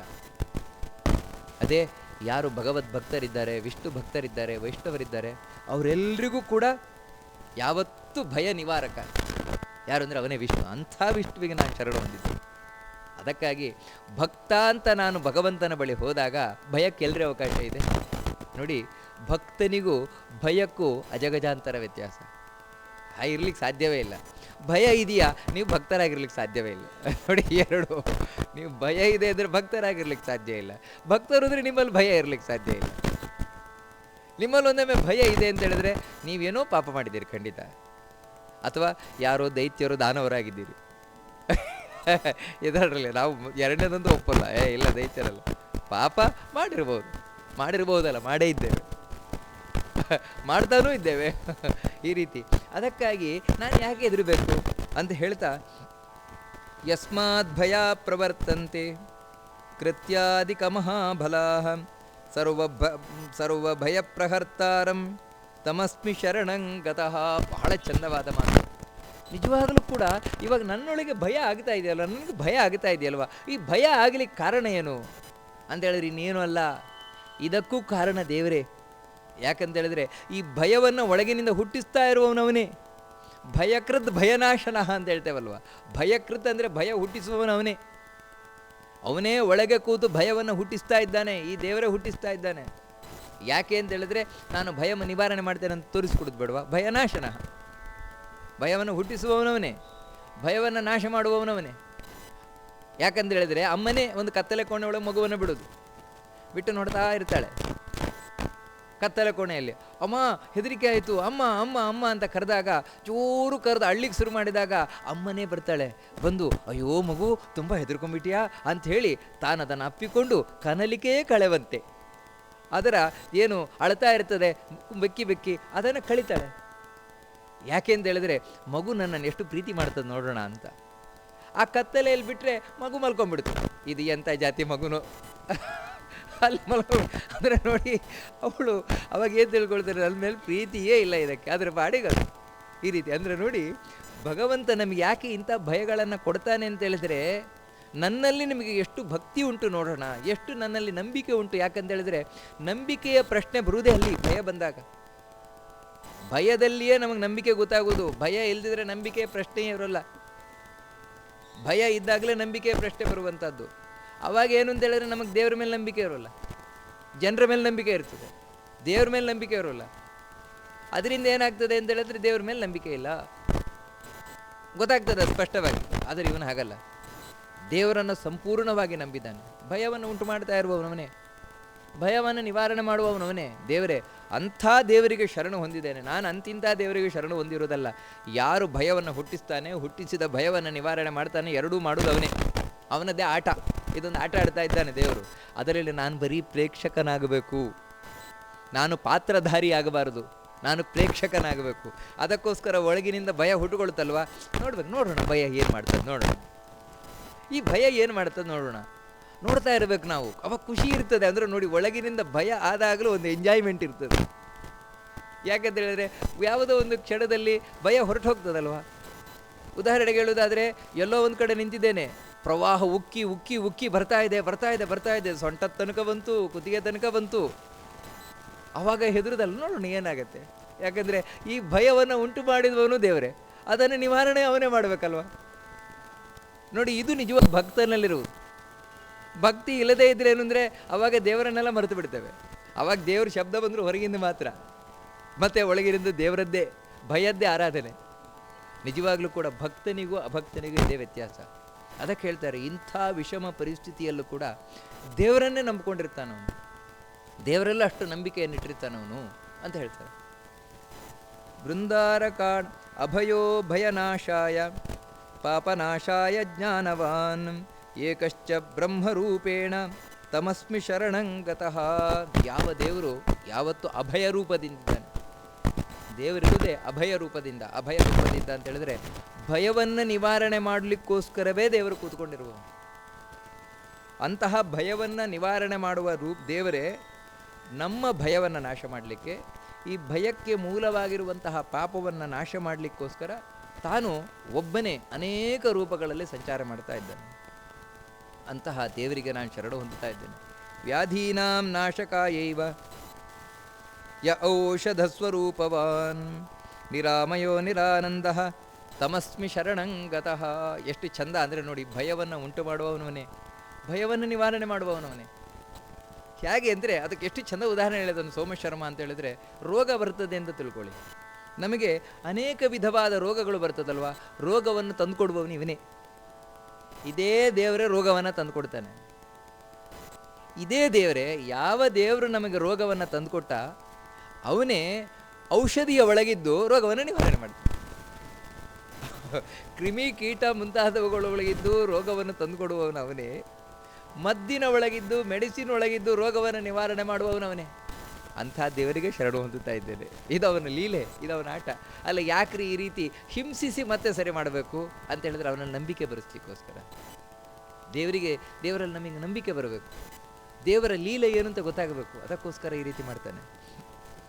ಅಚಲಶ್ಚಾಲಯೇದ್ ಲೋಕಾನ್ ಅಪಾಪೋ ಜ್ಞಾನಮೇವ ಚ ತಮಸ್ಮಿ ಶರಣಂ ಪ್ರಾಪ್ತಃ ಭಯಂ ಕಿನ್ಮೇ ಕರಿಷ್ಯತಿ. ಈ ದೇವರು ಯಾವತ್ತೂ ಚಲಿಸದವ, ಅಚಲಃ, ಯಾವತ್ತೂ ಚಲಿಸೋಲ್ಲ. ಹಾಗಿದ್ರೂ ಕೂಡ ಚಾಲಯೇ ಲೋಕ, ಇಡೀ ಲೋಕ ನಡುಗುವ ಹಾಗೆ ಮಾಡ್ತಾನೆ, ಇಡೀ ಲೋಕ ತಿರುಗುವ ಹಾಗೆ ಮಾಡ್ತಾನೆ. ತಾನು ಯಾವತ್ತೂ ಚಲಿಸುವುದಿಲ್ಲ. ಅಂದರೆ ಯಾರು ಅವನನ್ನು ನಂಬುತ್ತಾರೆ, ನಂಬಿದವರು ಎಲ್ರಿಗೂ ಹೇಳ್ತಾನೆ, ನೀವೇನು ಹೆದರಬೇಡಿ, ನಾನಿದ್ದೇನೆ. ಯಾವ ರೀತಿ ಅಂದರೆ, ಗೋವರ್ಧನ ಪರ್ವತ ಅದು ಅಲಗಾಡುತ್ತದೆ, ಆದರೆ ಅದನ್ನು ಎತ್ತಿ ಹಿಡಿದ ಕೃಷ್ಣ ಇದ್ದಾನಲ್ವ, ಅವನು ಯಾವತ್ತೂ ಅಲಗಾಡಲಿಲ್ಲ. 7 ದಿನಗಳ ಕಾಲವೂ ಕೂಡ ಕೃಷ್ಣ ಅಲಗಾಡಲಿಲ್ಲ. ಅದಕ್ಕಾಗಿ ಗೋವರ್ಧನ ಅಲಗಾಡಲಿಲ್ಲ. ನೋಡಿ, ಜನಗಳು ಅಲ್ಲಿದ್ದವರೆಲ್ಲರೂ ಕೂಡ ನೋಡ್ತಾ ಇದ್ದದ್ದು ಬೆಟ್ಟವನ್ನಲ್ಲ, ಕೃಷ್ಣನಲ್ಲ. ಕಾರಣ ಏನಿದ್ರೆ, ಕೃಷ್ಣಚೂರು ಅಲಗಾಡಿದ ಅಂತ ಹೇಳಿದ್ರೆ ಓದು ಕೂಗ್ತಾ ಇದ್ದಾರೆ, ಯಾಕಂದ್ರೆ ಬೆಟ್ಟ ತಲೆ ಮೇಲೆ ಬಿದ್ದುಬಿಡ್ತದೆ ಅಂತ. ಅದನ್ನು ನೋಡಿ, ಬೆಟ್ಟ ಅನ್ನುವಂಥದ್ದು ಚಲಿಸುವ ಸ್ವಭಾವ ಉಳ್ಳದ್ದು, ಅಲುಗಾಡುವ. ಆದರೆ ಅದನ್ನು ಎತ್ತಿ ಹಿಡಿದ ಕೃಷ್ಣ ಏನಿದ್ದ ನೋಡಿ, ಅವನ ಅಚಲ. ಅದಕ್ಕಾಗಿಯೇ ನಾವು ಜೀವನದಲ್ಲಿ ನಿರಂತರವಾಗಿ ಸುಖವಾಗಿರ್ಬೋದು. ಯಾಕಂತ ಹೇಳಿದ್ರೆ ದೇವರನ್ನು ಆಶ್ರಯಿಸಿದ್ದು ಅಂತ ಹೇಳಿದ್ರೆ ಅವನ ಅಚಲ. ಅದಕ್ಕಾಗಿ ನಮ್ಮಲ್ಲಿ ಏನು ಚಂಚಲ ಇದ್ದರೂ ಕೂಡ ಆ ಎಲ್ಲ ಚಾಂಚಲ್ಯವನ್ನು ಪರಿಹರಿಸುವ ಅಚಲವ. ನಮಗೆ ಚಾಂಚಲ್ಯ ಇರಲಿಕ್ಕೆ ಕಾರಣ ಏನಂದರೆ ಆ ಅಚಲನನ್ನು ನಂಬಿಲ್ಲ ನಾವು. ಅದಕ್ಕಾಗಿಯೇ ನಮ್ಮೊಳಗೆ ಚಾಂಚಲ್ಯ ಕೂತಿದೆ. ಈಗ ಒಂಥರ ಬುದ್ಧಿ, ನಾಳೆ ಒಂಥರ ಬುದ್ಧಿ, ಈ ರೀತಿ ಗಂಟೆಗೊಂದೊಂದು ಬುದ್ಧಿ. ಇದಕ್ಕೆಲ್ಲ ಕಾರಣ ಏನಂತ ಹೇಳಿದ್ರೆ ಆ ಭಗವಂತನನ್ನು ನಂಬಿಲ್ಲ, ಅವನಲ್ಲಿ ಭಕ್ತಿ ಇಲ್ಲ ನಮಗೆ. ಇವನಿಗೆ ಹಾಗೆ ಆಗ್ತಾ ಇತ್ತು. ಸೋಮಶರ್ಮನಿಗೆ ನೋಡಿ, ಅದಕ್ಕೆ ಹೇಳ್ತಾನೆ, ಈ ಮಾತನ್ನು ಯಾಕೆ ಹೇಳ್ತಾನೆ ಅಂತ ಹೇಳಿದ್ರೆ, ಇಷ್ಟೆಲ್ಲ ಭಯ ಬರಬೇಕಾದ್ರೆ, ಇಷ್ಟೆಲ್ಲ ತೊಂದರೆ ಬರಬೇಕಾದ್ರೆ ಇವನಲ್ಲೂ ಚಾಂಚಲ್ಯ ಬಂದುಬಿಡ್ತಾ ಇತ್ತು. ಭಯ ಅನ್ನೋದು ಏನು ಮಾಡ್ತದೆ ಅಂದರೆ ಮನುಷ್ಯನಿಗೆ ಚಾಂಚಲ್ಯವನ್ನು ತಂದು ಕೊಟ್ಬಿಡ್ತದೆ. ಅದೇ ಟೆನ್ಷನ್ ಆಗಿಬಿಡ್ತದೆ, ಚಂಚಲ ಆಗಿಬಿಡ್ತದೆ. ಆದರೆ ನೋಡಿ, ಆ ಭಯ ಅನ್ನುವುದು ಇವನಿಗೆ ಚಾಂಚಲ್ಯವನ್ನು ತಂದು ಕೊಡ್ತಾ ಇಲ್ಲ. ಯಾಕೆ ಕೊಡ್ತಾ ಇಲ್ಲ ಅಂತ ಹೇಳಿದ್ರೆ, ನಾನು ಅಚಲನನ್ನು ಹಿಡ್ಕೊಂಡ್ಬಿಟ್ಟಿದ್ದೇನೆ.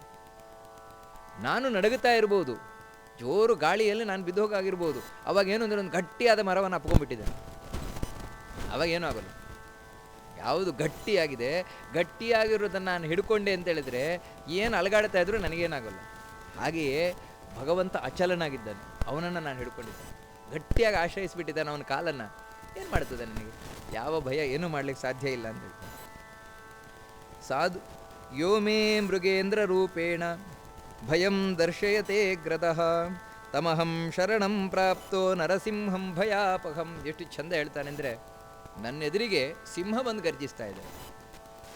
ಸಿಂಹ ಬಂದು ಗರ್ಜಿಸ್ತಾ ಇದೆ ಅಂದರೆ ಏನರ್ಥ ಗೊತ್ತುಂಟಾ? ನಮ್ಗೆ ಅರ್ಥವೇ ಆಗೋಲ್ಲ. ಅವನು ಹೇಳ್ತಾನೆ, ನರಸಿಂಹ ಬಂದು ಗರ್ಜಿಸ್ತಾ ಇದ್ದಾನೆ ಅಂತ. ಆಗ ಸಿಂಹದ ಒಳಗೆ ಕೂತವನು ಯಾರು ಅಂದರೆ ನರಸಿಂಹ.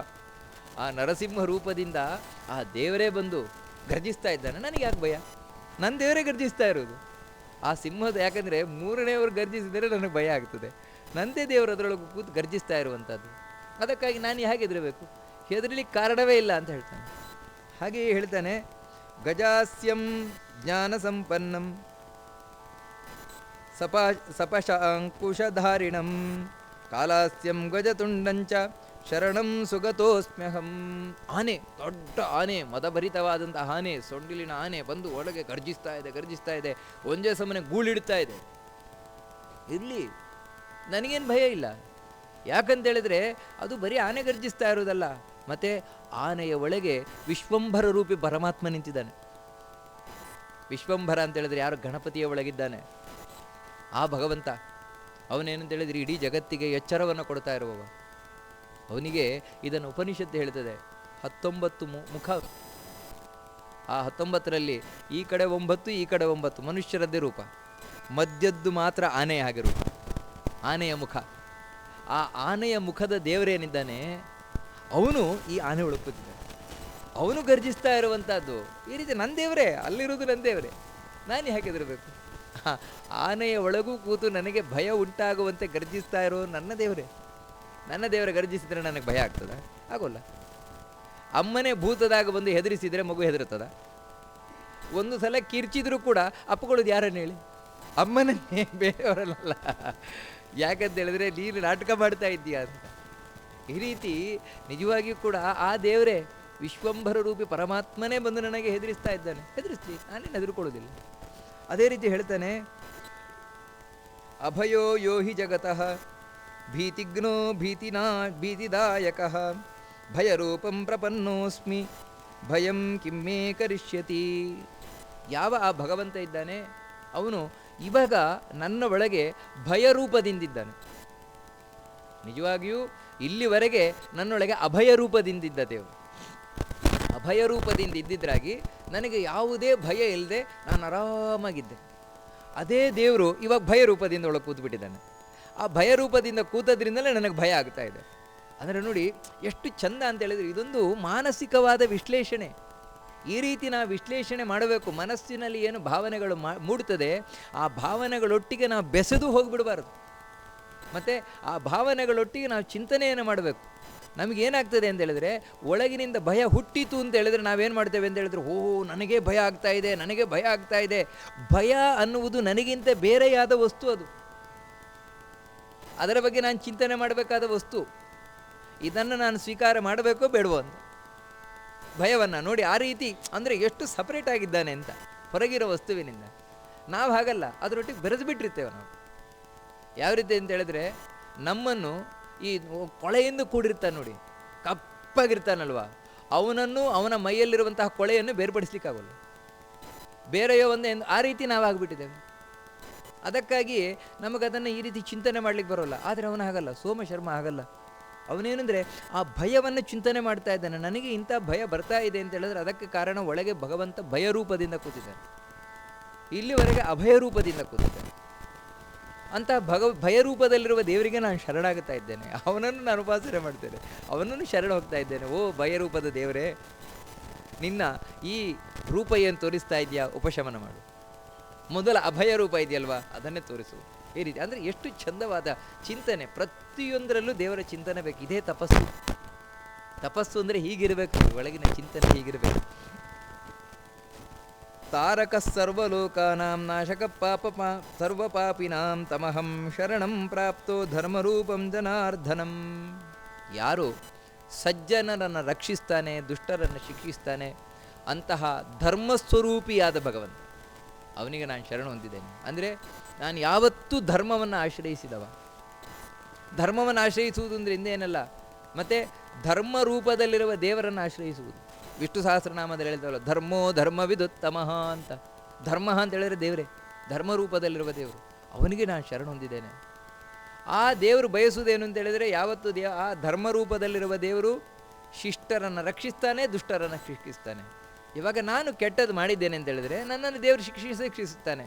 ಈ ಹಾವು ಬಂದು ನನಗೆ ಕಚ್ಚಬಹುದು, ಈ ಹುಲಿ ಬಂದು ಕಚ್ಚಬಹುದು, ಸಿಂಹ ನನ್ನ ಮೇಲೆ ಎಗರಬಹುದು, ಆನೆ ನನ್ನನ್ನು ತೆಗೆದು ಬಿಸಾಕಬಹುದು, ಭೂತ ಪ್ರೇತ ಪಿಶಾಚಿಗಳು ನನ್ನ ಮೇಲೆ ಆಕ್ರಮಣವನ್ನು ಮಾಡಬಹುದು. ಯಾವಾಗ ಅಂತ ಹೇಳಿದ್ರೆ ನಾನು ಕೆಟ್ಟದ್ದು ಮಾಡಿದ್ದೇನೆ. ಇಲ್ಲ, ನಾನು ಕೆಟ್ಟದ್ದು ಮಾಡಿಲ್ಲ, ಏನೂ ಕೆಟ್ಟದ್ದು ಮಾಡಿಲ್ಲ. ನಾನು ಧರ್ಮ ಮಾರ್ಗದಲ್ಲಿದ್ದೇನೆ. ಇದು ಯಾವುದು ನನಗೇನು ಮಾಡಲಿಕ್ಕೆ ಸಾಧ್ಯ. ಯಾಕಂದರೆ ನಾನು ಧರ್ಮವನ್ನು ಆಶ್ರಯಿಸಿದ್ದಾನೆ. ಧರ್ಮವು ರಕ್ಷತೆ ರಕ್ಷಿತಃ. ಧರ್ಮವನ್ನು ನಾವು ರಕ್ಷಣೆ ಮಾಡಿದ್ರೆ ಧರ್ಮ ನಮ್ಮನ್ನು ರಕ್ಷಣೆ ಮಾಡೇ ಮಾಡ್ತದೆ. ಅಂದರೆ ಧರ್ಮ ರಕ್ಷಣೆ ಮಾಡ್ತದೆ, ಧರ್ಮಸ್ವರೂಪಿಯಾದ ಭಗವಂತ ನನ್ನನ್ನು ರಕ್ಷಣೆ ಮಾಡಿಯೇ ಮಾಡ್ತಾನೆ. ಈ ಕಾನ್ಫಿಡೆನ್ಸ್ ಒಳಗೆ ಇನ್ಯಾಕೆ ನಾನು ಹೆದರಬೇಕು? ಜೋರು ಗಾಳಿ ಬೀಸ್ತಾ ಇದೆ, ಭಯಂಕರ ಶೀತಳವಾದ ಗಾಳಿ, ಭಯಂಕರ ಗಾಳಿ ಬೀಸ್ತಾ ಇದೆ. ಇವನ ಚಿಂತನೆ ಏನು ಗೊತ್ತುಂಟ ಅಂದರೆ ನೋಡಿ, ಇದು ತಪಸ್ಸು. ಅವನಿಗೆ ಗಾಳಿ ಬರೀ ಗಾಳಿ ಯಾಕೆ ಕಾಣಿಸ್ತಾ ಇಲ್ಲ? ಝಂಝಾವಾತೋ ಮಹಾಚಂಡ ವಪುರ್ದೂಯತಿ ಮೇ ದೃಶಂ ಶರಣಂ ತಂ ಪ್ರಪನ್ನೋಸ್ಮಿ ಸದಾ ಗತಿರಹಂ ರಯಂ ಮಮ ಅಂತ ಹೇಳ್ತಾನೆ. ಯಾರು ಈ ರೀತಿ ಭಯಂಕರ ಗಾಳಿಯನ್ನು ಬೀಸಿ ನನ್ನನ್ನು ಅಲ್ಲೋಲ ಕಲ್ಲೋಲ ಮಾಡ್ತಾ ಇದೆ, ಆ ಕಡೆ ಈ ಕಡೆ, ಆ ಕಡೆ ಈ ಕಡೆ ನನ್ನನ್ನು ಹೋಗುವಂತೆ ಮಾಡ್ತಾ ಇದೆ, ಅದು ಮತ್ತಾರೂ ಅಲ್ಲ, ಮತ್ತೆ ಯಾವತ್ತೂ ಚಲನಶೀಲನಾದ ಭಗವಂತ. ಅವನು ಅದರೊಳಗೆ ಕೂತಿದ್ದಾನೆ, ಗಾಳಿ ಒಳಗೆ ಕೂತಿದ್ದಾನೆ. ಮಾತರಿಶ್ವ ಗಾಳಿ ಒಳಗೆ ಕೂತಿರುವಂತಹ ಭಗವಂತ, ಅವನನ್ನು ನಾನು ಶರಣ ಹೊಂದಿದ್ದೇನೆ. ಆ ಗಾಳಿ ಏನು ಮಾಡ್ತದೆ? ನನ್ನನ್ನು ಹಾರಿಸ್ಕೊಂಡು ಹೋಯಿತು ಅಂತ ಹೇಳಿದ್ರು ಕೂಡ ಹೇಗೆ ಹಾರಿಸು ನೋಡಿ. ಈ ರೀತಿ ಗಾಳಿಯಲ್ಲಿರುವ ಭಗವಂತನ ಉಪಾಸನೆ ಮಾಡಿದರೂ ಕೂಡ ಜೋರು ಗಾಳಿ ಬೀಸ್ತು. ಇವನ ಆಕಾಶಕ್ಕೆ ಹಾರಿದ್ರು ಆ ಅಮ್ಮ ಮಗುವನ ಮೇಲೆ ಕೆತ್ತಿ ಕೆಳಗಿಡ್ತಾಳಲ್ವ, ಆ ರೀತಿ ಗಾಳಿಯೂ ಕೂಡ ಮೇಲಕ್ಕೆತ್ತಿ ಕೆಳಗೆ ನಿಧಾನ ಇಳಿಸ್ತದೆ, ದಪ್ಪ ಬೀಳಿಸಲ್ಲ. ಯಾಕಂತ ಹೇಳಿದರೆ ಅಲ್ಲಿದ್ದಿರುವ ದೇವರನ್ನು ನಾನು ಉಪಾಸನೆ ಮಾಡ್ತಾ ಇದ್ದೇನೆ. ಅದರ ನುಡಿ ರೀತಿ ಪ್ರತಿಯೊಂದು ಕಡೆಯೂ ತಾನು ದೇವರನ್ನು ಉಪಾಸನೆ ಮಾಡ್ತಾನೆ. ಏನೇನೇನೇನು ತನಗೆ ಸಂಕಟ ಬರ್ತಾ ಇದೆ, ಆ ಸಂಕಟ ಬಂದಾಗಲೂ ಕೂಡ ಪಾಸಿಟಿವ್ ಆಗಿ ಥಿಂಕಿಂಗ್ ಮಾಡ್ತಾ ಇದ್ದಾರೆ. ಆನೆ ಬಂತು ಅಂತ ತಿಳ್ಕೊಳ್ತಾ ಇಲ್ಲ, ಇಲ್ಲ ಆನೆ ಒಳಗೆ ದೇವರು ಬರ್ತಾ ಇದ್ದಾರೆ. ಸಿಂಹ ಬಂತು ಅಂತ ತಿಳ್ಕೊಳ್ತಾ ಇಲ್ಲ, ಸಿಂಹದೊಳಗೆ ನರಸಿಂಹ ಬರ್ತಾ ಇದ್ದಾರೆ. ಗಾಳಿ ಹೀಗೆ ಪ್ರತಿಯೊಂದು ಕಡೆಯೂ ಕೂಡ ಈ ಪಾಸಿಟಿವ್ ಥಿಂಕಿಂಗ್ ಇದೆ ನೋಡಿ. ಇದೇ ಜೀವನದಲ್ಲಿ ನಮಗೆ ಏನಾದರೂ ಸಿದ್ಧಿಯನ್ನು ತಂದುಕೊಳ್ಳಿಕ್ಕೆ ಸಾಧ್ಯವಾಗೋದು. ಪದ್ಮಪುರಾಣ ತಿಳಿಸೋದು ಇದು ಮುಖ್ಯವಾದ ತಪಸ್ಸು. ಏನಂತ ಹೇಳಿದ್ರೆ, ನಾವು ಎಲ್ಲವನ್ನು ಜೀವನದಲ್ಲಿ ಏನಾಗ್ತಾ ಇದೆ ಅದು ಪ್ರತಿಯೊಂದನ್ನು ಕೂಡ ಪಾಸಿಟಿವ್ ಆಗಿ ಥಿಂಕಿಂಗ್ ಆಗುತ್ತೆ. ಇಂತಹ ಪಾಸಿಟಿವ್ ಥಿಂಕಿಂಗ್ ಹೇಗೆ ಬರ್ತದೆ ಹೇಳಿ? ದೇವರ ಮೇಲಿರುವ ಅಚಲವಾದ ನಂಬಿಕೆಯಿಂದ. ಆ ಅಚಲವಾದ ನಂಬಿಕೆಗೆ ಏನು ಬೇಕು ಅಂದರೆ ಸದಾ ದೇವರ ಚಿಂತನೆ ಬೇಕು. ಸದಾ ದೇವರ ಚಿಂತನೆ ಇತ್ತು ಅಂತೇಳಿದರೆ, ದೇವರ ನೆನಪಿತ್ತು ಅಂತೇಳಿದರೆ, ಏನಾದರೂ ಕೂಡ ಆ ದೇವರಲ್ಲಿ ನಮಗೆ ನಂಬಿಕೆ ಇದ್ದಾಗ ದೇವರು ಒಳ್ಳೆಯವನು. ಅವನು ಕೆಟ್ಟದ್ದು ಮಾಡೋದೇ ಇಲ್ಲ, ಯಾವತ್ತೂ ಕೆಟ್ಟದ್ದು ಮಾಡೋದಿಲ್ಲ. ಅವನು ಭಯ ರೂಪದಲ್ಲಿ ಬರಲಿ, ಅಭಯ ರೂಪದಲ್ಲಿ ಬರಲಿ, ಮೃತ್ಯು ರೂಪದಲ್ಲಿ ಬರಲಿ, ಅಥವಾ ಜೀವನದ ರೂಪದಲ್ಲಿ ಬರಲಿ, ಯಾವುದೇ ರೂಪದಲ್ಲಿ ಬಂದರೂ ಕೂಡ ದೇವರು ನನ್ನನ್ನು ರಕ್ಷಣೆ ಮಾಡಿಯೇ ಮಾಡ್ತಾನೆ. ಈ ನಂಬಿಕೆ ಬಹಳ ಮುಖ್ಯವಾಗ್ತದೆ. ಅದಿದೆ ನೋಡಿ ಅವನಿಗೆ, ಸೋಮಶರ್ಮನಿಗೆ ಬಹಳ ಸುಂದರವಾಗಿ ಅದನ್ನು ಚಿಂತನೆ ಮಾಡ್ತಾರೆ. ಇತಿ ಧ್ಯಾಯನ್ ಸ್ತುವನ್ ನಿತ್ಯಂ ಕೇಶವಂ ಕ್ಲೇಶನಾಶನಂ ಭಕ್ತ್ಯಾ ತೇನ ಸಮಾನೀತಸ್ತದಾತ್ಮ ಹೃದಯೇ ಹರಿಹಿ. ಅಲ್ಲ, ದೇವರಾದರೂ ಕೂಡ ಯಾಕಪ್ಪ ಇಷ್ಟೆಲ್ಲ ಮಾಡಬೇಕು, ಇಷ್ಟೆಲ್ಲ ಯಾಕೆ ಆಟ ಆಡಬೇಕು ಅಂತ ಹೇಳಿದರೆ ಇವನನ್ನು ಪರೀಕ್ಷೆ ಮಾಡಲಿಕ್ಕೆ. ದೇವರು ಯಾಕೆ ಇವನಿಗೆ ಇಷ್ಟೆಲ್ಲ ಸಂಕಟವನ್ನು ಕೊಟ್ಟ ಅಂತ ಹೇಳಿದರೆ, ಇಷ್ಟೆಲ್ಲ ಕಷ್ಟ ಬಂದಾಗ ನನ್ನನ್ನು ಮರೆತು ಬಿಡ್ತಾನೋ ನೋಡೋಣ. ಜೀವನದ ಮೇಲೆ ಆಸೆ ಅಂದರೆ ಈಗ ಇವನು ಮುಖ್ಯ ಆಗ್ತದ, ನಾನು ಮುಖ್ಯ ಆಗ್ತದ ನೋಡೋಣ. ಸಾಮಾನ್ಯವಾಗಿ ಈ ರೀತಿಯಾದಾಗ ನಾವು ಬದುಕಿದ್ರೆ ಇನ್ನೊಂದ್ಸಲ ತಪಸ್ಸು ಮಾಡೋಣ, ಮೊದಲು ಹೋಗೋಣ ಮನೆಗೆ ಹೊರಡು ಬರ್ತೇವೆ. ಯಾಕಂದರೆ ಜೋರು ಚಳಿ ಗಾಳಿ ಬೀಸಿದಾಗ, ಭಯಂಕರ ಚಳಿಯಾದ ಗಾಳಿ ಬೀಸಿದಾಗ, ಜೋರು ಮಳೆ ಬಂದಾಗ, ಅತ್ಯಂತ ಬಿಸಿಲಿದ್ದಾಗ ಮೊದಲು ಹೋಗಿ ಕೂತ್ಕೊಳ್ಳೋಣ. ಮತ್ತೆ ಬದುಕಿದ್ರೆ ತಂಪಿಗಿದ್ದಾಗ ಯಾವಾಗಾದರೂ ಬಂದು ಈ ರೀತಿ ಅಂದರೆ ನೋಡಿ, ನಮ್ಮ ರಕ್ಷಣೆ ನಮ್ಮ ಮುಖ್ಯ ಆಗ್ತದೆ. ಆದರೆ ನೋಡಿ, ಇವನಿಗೆ ದೇವರು ಮುಖ್ಯ. ತನು ನಿನ್ನದು, ಜೀವನ ನಿನ್ನದು ಅಂತ ಹೇಳಿದ. ಸ್ವಾಮಿ, ಈ ಜೀವವೇ ನಿಂದು, ನಿನಗೆ ಅರ್ಪಣೆ ಮಾಡಿಬಿಟ್ಟಿದ್ದೇನೆ. ಅದಕ್ಕಾಗಿ ಇದನ್ನು ತೇಲಿಸೋ ಇಲ್ಲ ಮುಳುಗಿಸೋ ಅಂತ ಹೇಳಿದಾಗ ನೋಡಿ, ಇದು ಒಬ್ಬ ಜ್ಞಾನಿಗೆ ಇರುವ ಅನುಸಂಧಾನ. ಇವೆಲ್ಲವೂ ಕೂಡ ನನ್ನನ್ನು ನೀನು ಬದುಕಿಸಬೇಕು ಅಂತಿದ್ಯಾ, ಬದುಕಿಸ್ತೀಯ, ಇಲ್ವಾ ಕೊಲ್ಲಬೇಕು ಅಂತಿದ್ಯಾ, ಕೊಲ್ತೀಯ. ಯಾಕಂದರೆ ಸಾಯುವುದು ನನ್ನ ಕೈಯಲ್ಲಿಲ್ಲ, ಬದುಕುವುದು ನನ್ನ ಕೈಯಲ್ಲಿಲ್ಲ. ಈ ರೀತಿ ದೇವರಿಗೆ ಶರಣಾಗಿ ಆ ದೇವರನ್ನು ಧ್ಯಾನ ಮಾಡ್ತಾ ಕೂತ್ಬಿಟ್ಟಂತೆ. ಭಯ ಹೊರಟೆ ಹೋಯ್ತು. ಯಾಕಂದರೆ ದೇವರ ಭಯ ರೂಪ ಹೋಗಿ ಅಭಯ ರೂಪ ನಿಂತುಬಿಡ್ತೀವಿ ಒಳಗೆ. ಹೊರಗಿನಿಂದ ಏನು ಗರ್ಜನೆ ಮಾಡ್ತಾ ಇದ್ದೇವೆ, ಯಾವುದೋ ಹತ್ತಿರ ಬರ್ತಾ ಇಲ್ಲ ನೋಡಿ. ಇದು ಸ್ವಾರಸ್ಯ. ಭಯಂಕರವಾದ ಪ್ರಾಣಿ, ಭೂತ, ಪ್ರೇತ, ಅದು ಇದು ಎಲ್ಲ ಬರ್ತಾವಂತೆ, ಹತ್ತಿರದವರೆಗೆ ಬರ್ತವೆ, ಗರ್ಜನೆ ಮಾಡ್ತವೆ, ಅದು ಮಾಡ್ತವೆ, ಇದು ಮಾಡ್ತವೆ. ಯಾವುದು ಹಾವು ಸುತ್ತ ಹಾಕೊಂಡ್ರು ಕಚ್ಚೋಲ್ಲ, ಸಿಂಹ ಗರ್ಜನೆ ಮಾಡಿದ್ರು ಏನು ಕಾರಣ ಏನು ಅಂತ ಹೇಳಿದರೆ, ಆ ಶಕ್ತಿ, ಅದು ಆ ವ್ಯಕ್ತಿ ಅಲ್ಲಿ ಉಂಟಾಗಿರುವಂತಹ ತಪಶಕ್ತಿ ಇದೆ, ಅಂತಹ ಪ್ರಭಾವಲಯವನ್ನು ಸೃಷ್ಟಿ ಮಾಡ್ತದೆ. ಅದಕ್ಕೆ ಕಾರಣ ಏನಂದರೆ ಮನಸ್ಸಿನ ಸುದೃಢವಾದ ನಂಬಿಕೆ, ಅಚಲವಾದ ನಿಲುವು. ಅದೇ ತಪಸ್ಸು. ತಪಸ್ಸಿನಲ್ಲಿ ವ್ಯಕ್ತಿ ಸಂಪಾದನೆ ಮಾಡುವುದಂದರೆ ದೇವರಲ್ಲಿ ಅಚಲವಾದ ನಿಲುವು. ಆ ಅಚಲವಾದ ನಿಲುವು ಯಾವಾಗ ಬರ್ತದೆ ಅಂದರೆ ದೇವರಲ್ಲಿ ಅವನಿಗೆ ಮೂಡುವ ಅಂತಹ ಪ್ರೀತಿಯಿಂದ. ಅತ್ಯದ್ಭುತವಾದ ಅದೇ ಸ್ನೇಹ, ಇದೇ ಭಕ್ತಿ. ಅಂಥ ಭಕ್ತಿ ಮೂಡಿತೀವನಿಗೆ, ದೇವರಿಗೆ ಖುಷಿ ಆಯ್ತದೆ. ಏನು ಮಾಡಿದರೂ ಇವನು ಆ ಕಡೆ ಹೋಗ್ತಾ ಇಲ್ಲ, ಜಗತ್ತಿನ ಕಡೆ ಹೋಗ್ತಾ ಇಲ್ಲ. ನಾನೇ ಬೇಕು ಅಂತ ಹಠ ಹಿಡ್ಕೊಂಡು ಕೂತಿದ್ದಾನೆ. ಇದು ದೇವರಿಗೆ ಇಷ್ಟ. ದೇವರಿಗೆ ಇಷ್ಟ ಯಾವುದು ಅಂತ ಹೇಳಿದ್ರೆ ಹಠ ಹಿಡಿಬೇಕು ದೇವರಿಗೆ. ನಮಗೆ ಅದೇ ಆಗೋಲ್ಲ. ದೇವರಲ್ಲಿ ಹಠ ಹಿಡಿಯುವುದು ಅಂತ ಆಗೋಲ್ಲ. ಈ ಲೌಕಿಕವಾದ ವಸ್ತುಗಳಿಗೆ ಹಠ ಹಿಡಿಯುವುದು ಅಂದರೆ ನಮಗೆ ಬಹಳ ಖುಷಿ. ಅದು ನನಗೆ ಬೇಕೇ ಬೇಕು, ಇದು ನನಗೆ ಬೇಕೇ ಬೇಕು, ಹಠ ಹಿಡಿದು ಕೊಡ್ತೇವೆ. ದೇವರು ಬೇಕಾದ ವಸ್ತು ಅಲ್ಲ. ಆದರೆ ನೋಡಿ, ಇಂಥ ಜ್ಞಾನಿಗಳು, ಭಕ್ತರು ದೇವರೇ ಬೇಕು ಅಂತ ಹಠ ಹಿಡಿದು ಕೊಡ್ತಾರೆ. ತೊರೆದು ಜೀವಿಸಬಹುದೇ ಹರಿ ನಿನ್ನ ಚರಣವನ್ನು. ದೇವರಿಗೆ ಸಂತೋಷ ಆಯಿತು, ದೇವರು ಸಂತುಷ್ಟನಾದ. ಕಾಣಿಸಿಕೊಂಡೇವೆ, ಪ್ರತ್ಯಕ್ಷನಾಗಿ ಕಾಣಿಸಿಕೊಂಡೇವೆ. ಶಂಖ ಚಕ್ರ ಗದಾ ಪದ್ಮಧಾರಿಯಾಗಿ ಒಳ್ಳೆ ಇವನು ಯಾವ ರೀತಿ ಚಿಂತನೆ ಮಾಡಿದ್ದ, ಆ ರೀತಿ ಇಂದ್ರನೀಲ ಬಣ್ಣ, ಆ ಬಣ್ಣದಿಂದ ಕೂಡಿದವನಾಗಿ ಶ್ರೀಭೂ ದೇವಿಯರಿಂದ ಸಹಿತನಾಗಿ ಇವನಿಗೆ ಕಾಣಿಸ್ಕೊಂಡ ಅಂತ ಹೇಳಿದ್ರೆ ಪತ್ನಿ ಸುಮನ, ಅವಳಿಗೂ ಅರ್ಧಾಂಗಿತಾನೆ, ಅವಳಿಗೂ ಕಾಣಿಸ್ಕೊಂಡ ಅಂತಲೇ ಅರ್ಥ. ಇವನು ಅಲ್ಲಿವರೆಗೆ ಒಳಗಿನಿಂದ ನೋಡ್ತಾ ಇದ್ದ. ಹೊರಗಿನಿಂದ ದೇವರು ಬಂದು, ಸೋಮಶರ್ಮ ನಿನಗೋಸ್ಕರ ನಾನು ಕಾಣಿಸ್ಕೊಳ್ತಾ ಇದ್ದೇನೆ ನೋಡು ಅಂದರೆ ಹೊರಗಣ್ಣಿಗೂ ದೇವರು ಕಾಣಲಿಕ್ಕೆ ಶುರು ಮಾಡಿದ್ದಾರೆ. ಇಲ್ಲಿವರೆಗೆ ಕೇವಲ ಒಳಗಣ್ಣಿಗೆ ಮಾತ್ರ ಕಾಣಿಸ್ತಾ ಇದ್ದ, ಇವಾಗ ಹೊರಗಣ್ಣಿಗೂ ಕಾಣಿಸ್ಲಿಕ್ಕೆ ಶುರು ಮಾಡಿದ. ಯಾವಾಗ ದೇವರನ್ನು ನೋಡ್ತಾನೆ, ನೋಡಿದ ಕೂಡಲೇ ಹರ್ಷೇಣ ಮಹತಾವಿಷ್ಟ ದಂಡವತ್ ಪ್ರಣಿಪತ್ಯತಂ. ಆ ಖುಷಿ ಏನಿದೆ, ಆ ದೇವರನ್ನು ಕಂಡಾಗ ಆಗುವ ಖುಷಿ, ಅದಕ್ಕೆ ಪಾರವೇ ಇಲ್ಲ. ಮೊದಲು ಏನು ಮಾಡಿದ್ದಾನೆ, ದೇವರಿಗೆ ಸಾಷ್ಟಾಂಗ ನಮಸ್ಕಾರ ಮಾಡಿದ್ದಂತೆ, ದೇವರಿಗೆ ಸಂಪೂರ್ಣ ಶರಣಾಗಿ ಬಿಟ್ಟನಂತೆ. ಶ್ರಿಯಾಯುಕ್ತಂ ಭಾಸಮಾನಂ ಸೂರ್ಯಕೋಟಿ ಸಮಪ್ರಭಂ. ಸಾವಿರ ಸಾವಿರ ಸೂರ್ಯರು ಒಮ್ಮೆ ಉದಯಿಸಿದರೆ ಎಂಥ ಪ್ರಭೆ ಬಂದಿತು, ಅಂಥ ಪ್ರಭೆಯಿಂದ ಕೂಡಿದ ಆ ದೇವರನ್ನು ನೋಡ್ತಾನೆ. ಕೈ ಮುಗಿದ, ಕೈಯನ್ನು ಮುಗಿದು ಜಯ ಜಯೇತ್ಯುವಾಚ. ಜಯ ಜಯ ಜಯ ಅಂದರೆ ಜಯತು, ದೇವರೇ ನೀನು ಸರ್ವೋತ್ತಮನಾಗಿದ್ಯಾ, ಉತ್ಕೃಷ್ಟನಾಗಿದ್ಯಾ, ಉತ್ಕೃಷ್ಟನಾಗಿದ್ಯಾ ಅಂತ ಹೇಳಿ ದೇವರನ್ನು ಬಹಳ ಸುಂದರವಾಗಿ ಸ್ತೋತ್ರ ಮಾಡ್ತಾನೆ. ಯಾವ ರೀತಿ ಭಗವಂತ ಉತ್ಕೃಷ್ಟನಾಗಿದ್ದಾನೆ ಅಂತ ಬಹಳ ಸುಂದರವಾಗಿ ಸ್ತೋತ್ರ ಮಾಡ್ತಾನೆ. ಭಗವಂತ ಮೊದಲೇ ಕೇಳಿದ್ದ, ಪ್ರತ್ಯಕ್ಷನಾದ ಕೂಡಲೇ, ಸೋಮಶರ್ಮ ನಿನ್ನ ತಪಸ್ಸಿಗೆ ನಾನು ಸಂತುಷ್ಟನಾಗಿದ್ದೇನೆ, ಏನು ಬೇಕು ಕೇಳು, ವರ ಕೊಡ್ತೇನೆ ಅಂತ ದೇವರನ್ನು ಸ್ತೋತ್ರ ಮಾಡಿದ. ಆ ಸ್ತೋತ್ರದಿಂದ ದೇವರಿಗೆ ಇನ್ನೂ ಖುಷಿಯಾಯಿತು. ನನ್ನನ್ನು ಒಲಿಸಿಕೊಂಡಿದ್ಯಾ, ನನ್ನನ್ನು ಸ್ತೋತ್ರ ಮಾಡಿದ್ಯಾ, ಅದಕ್ಕಾಗಿ ನಿನಗೇನು ಬೇಕು ಕೇಳು, ನಿನ್ನ ಮನಸ್ಸಿನ ಅಭಿಲಾಷೆಯನ್ನು ನಾನು ಪೂರ್ಣೆ ಮಾಡ್ತೇನೆ, ಅದಕ್ಕಾಗೇ ಬಂದಿದೆ ನಾನು ಅಂತ. ನಾವೇನು ತಿಳ್ಕೊಳ್ತೇವೆ ಅಂತ ಹೇಳಿದ್ರೆ, ಸಹಜವಾಗಿಯೇ ಅವನು ತಪಸ್ಸು ಮಾಡಿದ್ದು ಮಕ್ಕಳು ಬೇಕು, ದುಡ್ಡು ಬೇಕು ಅಂತ, ಅದನ್ನೇ ಕೇಳ್ತಾನೆ ಅಂತ. ನೋಡಿ, ಇದೇ ಸ್ವಾರಸ್ಯ. ಅದನ್ನು ಕೇಳಲಿಲ್ಲ ಅವನು, ಮತ್ತೆ ಬೇರೆ ಇದ್ದೇ ಕೇಳ್ತಾನೆ. ಅದೇ ನೋಡೋಣ ಒಂದ್ಸಲ.